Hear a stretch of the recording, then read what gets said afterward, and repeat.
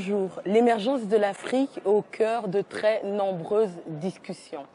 Aujourd'hui, dans notre émission Africa Europa, nous allons parler précisément de l'émergence des acteurs économiques dans l'Afrique de demain. L'émission Africa Europe continue, cette fois-ci donc avec la même configuration de notre plateau, seulement avec un nouveau venu, M. Marc Depose. Enchanté. Qui êtes-vous?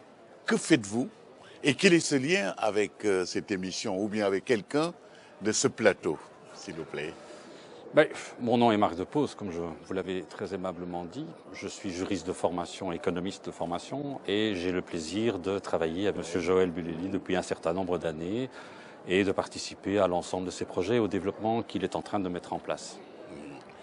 On parle beaucoup de cette structuration des entreprises de M. Joël Bulelli, Oui. de ce qu'on appelle le OneCoin. Est-ce que vous travaillez un peu dans ce sens de structuration? Et qu'est-ce que c'est que cette économie structurale que vous voulez mettre sur place? Si vous voulez, le OneCoin est simplement un outil. Il ne faut pas se tromper. Le OneCoin, c'est une monnaie cryptogramme, c'est une monnaie née dans l'Internet, dans un secteur donné et par rapport à un groupe donné. Mais je dirais que la virtualisation de l'économie et du OneCoin, elle est valable pour n'importe quelle monnaie. Votre monnaie à vous, que ce soit en euros, vous pouvez payer dans la zone euro vis-à-vis de gens qui acceptent l'euro. Et depuis Bretton Woods et la rupture avec la parité à l'or, je dirais que toutes les monnaies sont devenues quasiment virtuelles. Sous cet angle-là, ce qui est important, c'est que, en réalité, l'émergence de ces monnaies deviennent des instruments complémentaires qui permettent d'accompagner, je dirais, d'affiner et de relancer des économies dans l'économie. Elle n'a pas pour volonté de remplacer l'argent officiel, elle n'a pas pour volonté de commencer à mettre en place un système universel. C'est simplement un outil qui doit permettre, je dirais, de développer précisément une communauté donnée, de fonctionner petit à petit, de grandir petit à petit, et de permettre, je dirais, l'émergence d'une économie qui va faire ses pas petit à petit, qui va grimper, qui va grandir, qui va grossir. L'idée est de fluidifier, de fluctuer, de donner plus d'aisance, de donner plus de souplesse à un certain segment de l'économie. Justement, en tant que juriste, vous ne pensez pas que quand même, pour des économies aussi, on peut dire, faibles, entre guillemets, comme les économies africaines avec lesquelles vous travaillez beaucoup, Oui. est-ce que ces pays sont prêts à intégrer la monnaie, donc le OneCoin par exemple? Je le pense. Et précisément parce que ces pays ont effectivement des économies qui ont parfois difficile à faire leur place. Elles n'en restent pas moins, je dirais, partie prenante de l'économie mondiale. Ça veut dire qu'elles en subissent de plein fouet toutes les variations, toutes les tensions, qu'elles soient politiques, qu'elles soient économiques, qu'elles soient financières, et elles n'ont pas les moyens de se défendre. Et quand on parle d'économie à ce niveau-là, on parle évidemment bien souvent d'économie étatique et le retour à l'individu, le retour à la personne qui va acheter son pain le matin, qui peut acheter une voiture, je dirais qu'on est bien loin de l'économie mondiale. Et dans cette économie de tous les jours, au contraire, je pense que le OneCoin ou n'importe quelle autre monnaie, entendons-nous bien, le OneCoin a des spécificités sur lesquelles on reviendra peut-être, mais il mériterait une émission à lui tout seul, tellement il est quand même complet. Mais en réalité, la monnaie virtuelle a, je dirais, ces caractéristiques de pouvoir être à la mesure d'entités plus étroites. D'ailleurs, en Europe, vous avez vu l'émergence d'un tas de monnaies qui ont pour volonté d'être régionales, d'être locales, parfois d'être liées à un quartier. Qu'est-ce qu'elles traduisent fondamentalement? Elles traduisent simplement la nécessité de pouvoir, dans un système d'échange qui se veut ne pas être purement financier, être un outil de définition, un outil, une unité.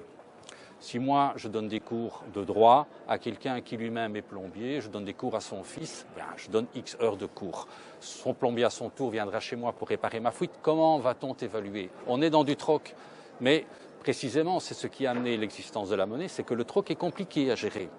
Et donc, l'existence d'une monnaie virtuelle, il y a eu des marguerites, mais je dirais que l'imagination est au pouvoir sous cet angle-là.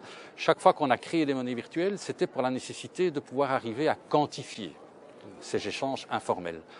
Et précisément dans des pays comme les pays africains, du moins dans certains d'entre eux, on est au troc, on est dans l'échange de services.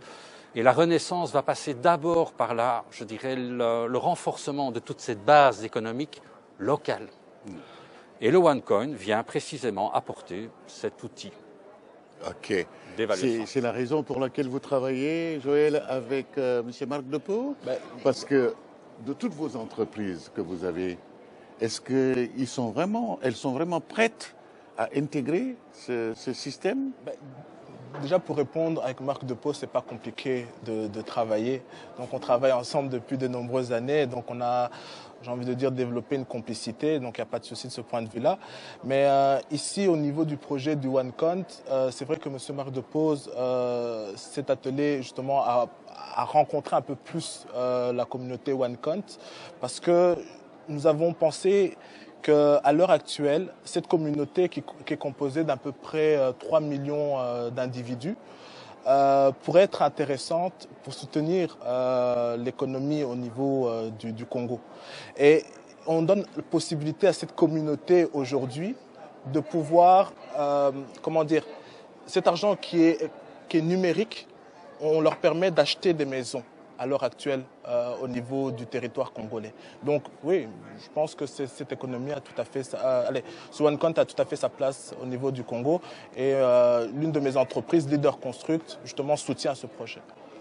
Marie de Tilly, comment présenter, après avoir entendu donc le député, après avoir entendu Nicole, Joël et Marc Depose, comment vous pouvez structurer tout cela dans le cadre de votre travail de coaching ou bien de business etiquette? Eh bien, moi, ce que je résumerais avec une valeur qui m'est très chère, c'est le partage.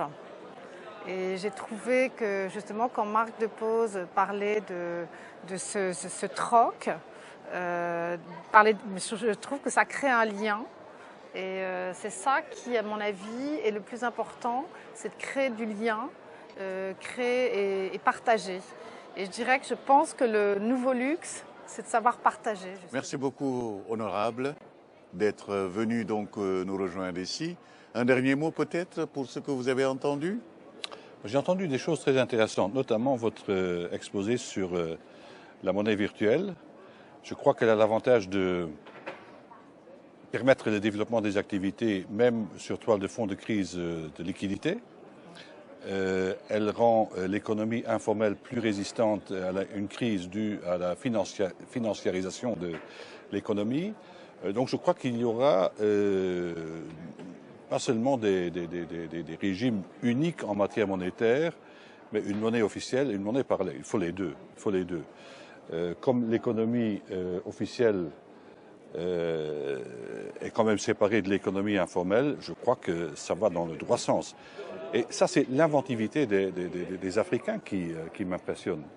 Je crois que les Africains ont des moyens, ils ont des idées, et c'est à nous d'accompagner ce développement. Merci beaucoup. C'est sur ces notes d'optimisme du député Goerings que nous allons donc nous quitter aujourd'hui, en remerciant tout d'abord M. Joël Bouly, jeune entrepreneur donc qui a des dents longues et qui veut aller loin. En remerciant donc la comtesse Marie de Tilly, qui donc avec son concept de business étiquette est en train de faire ce qu'on appelle le link entre l'Afrique, l'Europe et puis des visions futures. Merci beaucoup, Monsieur Depose, pour nous parler de cette OneCoin, donc la monnaie numérique, qui est une curiosité pour certains, mais qui peut être donc la valeur de demain. Qui sera un très bel instrument. Merci beaucoup, Nicole Sulu, fondatrice et initiatrice donc du Makutano, qui veut dire donc rencontre et échange. À Kinshasa, il y a eu donc en 2016. Et cette fois-ci, donc en 2017, ce sera les 15, 16 et 17 septembre à Kinshasa. Vous êtes tous conviés. Absolument. Et merci beaucoup, donc, honorable, de nous avoir accueillis dans votre maison. Avec grand plaisir. Merci beaucoup.